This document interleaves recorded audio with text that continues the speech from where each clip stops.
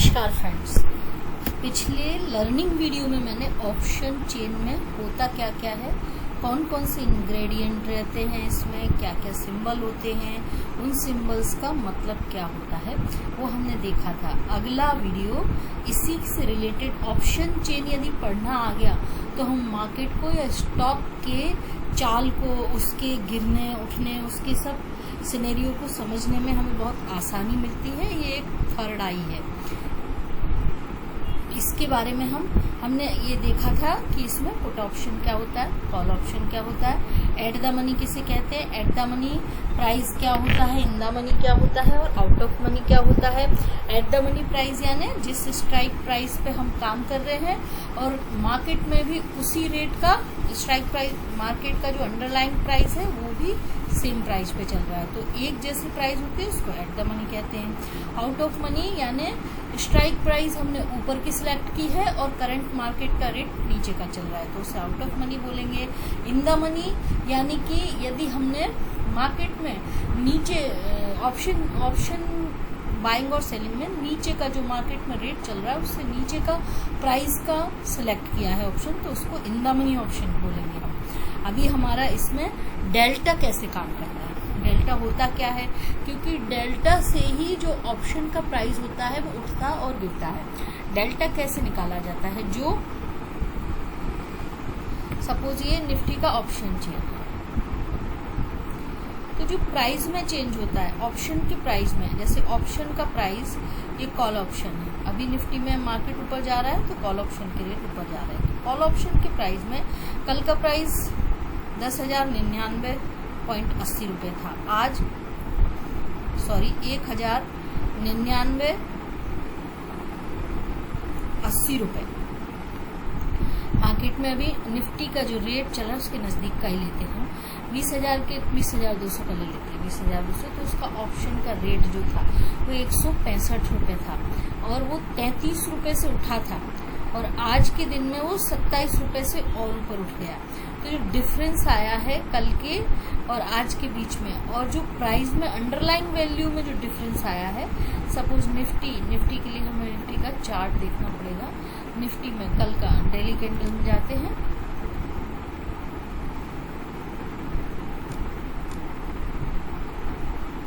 कल का निफ्टी का जो क्लोज था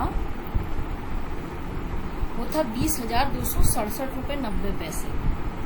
अभी हमें एक दिन पहले का देखना है, एक दिन पहले का था 20,133 रुपये 15 पैसे और आज का क्लोज है 20,267 रुपये 90 पैसे, यानी कि निफ्टी में जो चेंज आया है वो 134 रुपये का चेंज आया निफ्टी में।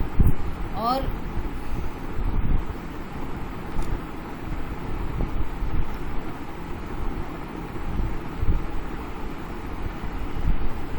ऑप्शन चेन में जाते हैं,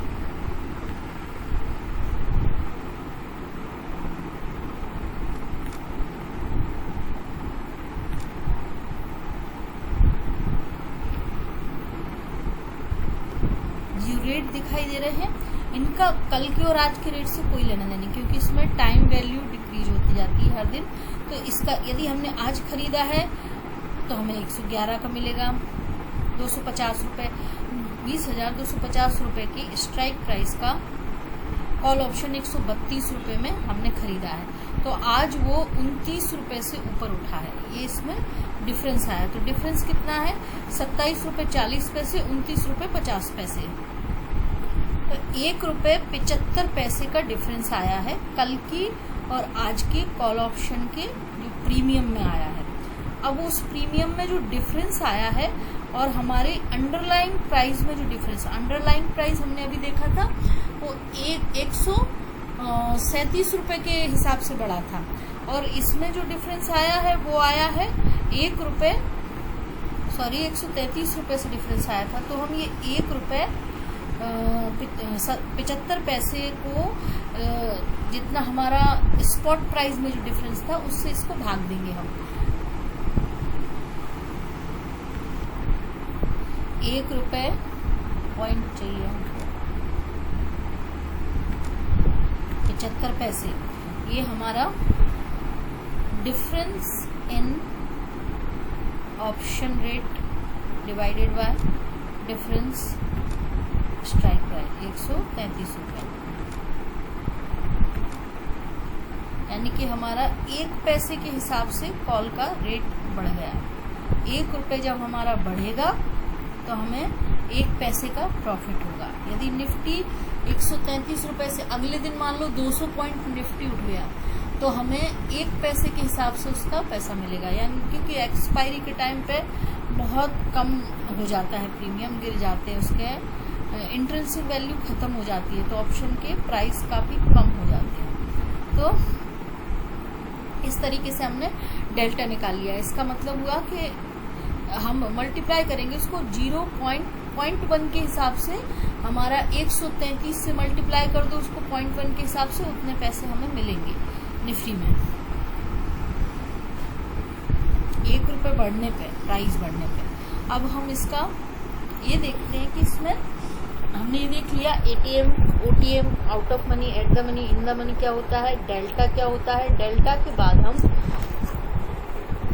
ऑप्शन का जो ओआई क्या होता है, ओआई पहले भी हमने देखा था कि ओपन इंटरेस्ट होता क्या, जो जितनी पोजीशन आउटस्टैंडिंग होती है, खड़ी होती है, वो पोजीशन को हम उसका ओपन इंटरेस्ट कहते हैं। इम्प्लाइड वॉलेटिलिटी क्या होती है, इम्प्लाइड वॉलेटिलिटी कम होना चाहिए। इम्प्लाइड वॉलेटिलिटी यदि कम है तो ऑप्शन के रेट बढ़ते हैं, यदि वो ज़्यादा हो गई है, बढ़ गई है, तो ऑप्शन के रेट यानी कि मार्केट गिरेगा। इम्प्लाइड वॉलेटिलिटी को देख के भी हम मार्केट के उठने और गिरने का पता लगा सकते हैं। यदि वो ज़्यादा बढ़ गई है तो मार्केट गिरता है। फिर वो 25 से निफ्टी में, जब स्टॉक में 25 से नीचे होना चाहिए और निफ्टी में 15 से नीचे जब तक है तब तक बुलिश रहता है। अभी हमें देखना है कि इसका वो हमने सब देख लिए थे, एक्सपायरी डेट क्या होती है, उस वक्त कॉल ऑप्शन के रेट, पुट ऑप्शन के रेट सब जीरो हो जाते हैं। पहले हम ऑप्शन सीखेंगे, ऑप्शन के बारे में उसका स्टडी करेंगे, उसके बाद हम फ्यूचर को भी स्टडी करूंगी। मैं फ्यूचर पे भी वीडियो बनाऊंगी ताकि मार्केट को जो हम चार्ट देखते हैं, चार्ट के साथ एक थर्ड आई होना बहुत जरूरी है। और थर्ड आई मिलती है ऑप्शन डेटा से, जिससे कंफर्मेशन आता है। कॉल ऑप्शन, पुट ऑप्शन तो हम जान चुके हैं। कॉल ऑप्शन में बाइंग और सेलिंग दोनों होती है और पुट ऑप्शन में भी बाइंग और सेलिंग दोनों होती है। पुट ऑप्शन नीचे के लेवल का सेल किया जाता है और यदि बुलिश व्यू है तो कॉल ऑप्शन, यदि बुलिश व्यू है और हमें पता है कि इससे ऊपर प्राइस नहीं जाएगा तो हम उसका उस स्ट्राइक का कॉल ऑप्शन सेल कर देते हैं। अभी हमें चाहिए कि हम ऑप्शन में कौन कौन सी स्ट्रेटजियां यूज कर सकते हैं, ऑप्शन में काम करते हैं। एक तो नेकेड पुट और नेकेड कॉल।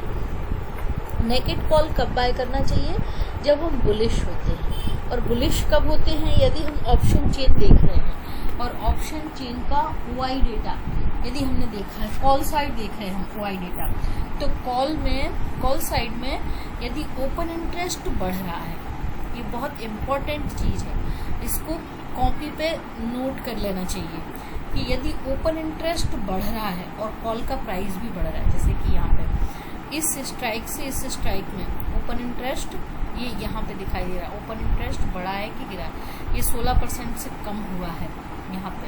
तो बढ़ कहाँ पे रहा है, ये यहाँ कम ही होता जा रहा है, कम ही होता जा रहा है, तो निफ्टी ऊपर जाता जा रहा है। कॉल ऑप्शन में सबसे ज्यादा ओपन इंटरेस्ट आउटस्टैंडिंग पोजीशन कहाँ जमावड़ा है, ये है 1 लाख, यहाँ पे सबसे ज्यादा जमावड़ा है और यहाँ पर पोजीशन ऐड हुई है, भाग नहीं रहे हैं कॉल ऑप्शन से। यहाँ पे देखो कॉल ऑप्शन में भाग रहे हैं, माइनस लिखा है ना 22,801, यहाँ पर प्लस में 29,087 पोजीशन प्लस में आउटस्टैंडिंग है और ये 1 लाख के उसमें 29,535 सबसे ज्यादा पोजीशन यहाँ पर खड़ी हुई है। तो ये एक निफ्टी के लिए रेजिस्टेंस का काम करेगा, कौन सा 20,400 का। उसके बाद उससे नीचे ही है पोजीशन, तो 20,400 निफ्टी के लिए एक रेजिस्टेंस है, वहां तक निफ्टी जा सकता है।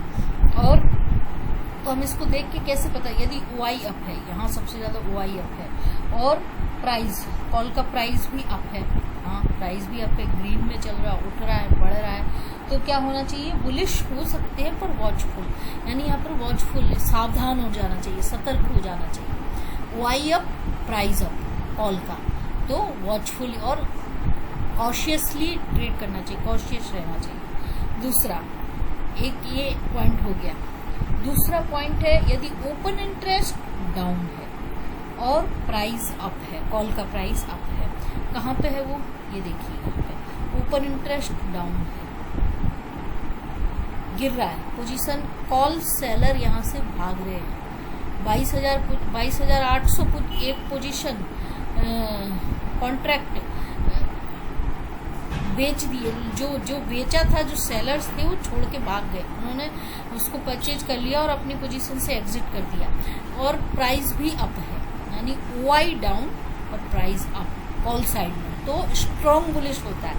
जबकि OI अप और प्राइस अप में बुलिश होता है बट वो वॉचफुल और केयरफुली होने का होता है। हो सकता है वो एक रेजिस्टेंस का काम करे, रेजिस्टेंस बनना कहते हैं उसको। और यदि OI डाउन है और कॉल का प्राइस बढ़ रहा है तो वो स्ट्रॉन्ग बुलिश होता है, इसका मतलब होता है कि वो और ऊपर जाएगा। तो यहाँ पर ये था ना, तो वहां से देखो कितना और भागा, निफ्टी ऊपर ही भागा है। अब यदि ये दो चीज हो गई, एक तो हो गया कॉल का OI अप और प्राइस भी अप, बुलिश पर वॉचफुल। दूसरा हो गया OI डाउन और कॉल का प्राइस अप, वो होता है स्ट्रॉन्ग बुलिश। अब तीसरा होता है कि कॉल साइड में, कॉल साइड देख रहे हैं अभी हम, पुट साइड में, कॉल साइड में ओपन इंटरेस्ट भी गिरा हुआ हो और कॉल का प्राइस भी गिरा हुआ हो, तो वो होता है बेयरिश। यदि यहाँ कॉल साइड में ओपन इंटरेस्ट भी गिर रहा है, डाउन है, भाग रहे लोग पोजीशन छोड़ के, और कॉल के रेट भी गिर रहे हैं, ये यदि ग्रीन की जगह रेड में होते और निफ्टी में ये जो प्रीमियम है वो गिर रहा होता, कल से लेके आज के बीच में प्रीमियम इस 33 रुपए 27 रुपए गिरे हुए में होता, तो वो होता है बेयरिश, यानी कि मार्केट में गिर सकता है मार्केट, उसमें बेयरिश भी होता है। सपोज यहाँ पे देखते हैं, यहाँ पे क्या हो रहा है कि OI तो डाउन है, 22,801 से पोजीशन कटी है यहाँ पे, पर इसका कॉल का रेट बढ़ा है। यदि इसका उल्टा होता कि ये तो सेम रहता कि OI डाउन रहता, लोग भाग रहे होते और यहाँ पर रेड में होता, कॉल के रेट भी गिरे होते, यानी मार्केट भी गिरी होती, तो इसका मतलब है कि अभी गिरावट और बढ़ेगी। इसलिए जो बेचने वाले सेलर हैं वो उसको रेजिस्टेंस नहीं दे रहे मार्केट को, वो कह रहे हैं कि भागो छोड़ के, इससे भी आगे मार्केट और गिरे जाए, मुझे मतलब नहीं, तो वो उसका मतलब होता है बेयरिश। और यदि यहाँ OI अप है और कॉल के रेट गिरे हुए हैं, सपोज जैसे हमने अभी यहाँ देखा ना, OI अप प्राइस अप, दोनों ही अप हैं, तो वो बुलिश है पर वॉचफुल है। अब यदि यहाँ पर OI अप है और OI डाउन है, OI अप है और ये प्राइस डाउन है। अभी हमने क्या देखा था कि OI डाउन और प्राइस भी डाउन, तो होता है बेयरिश।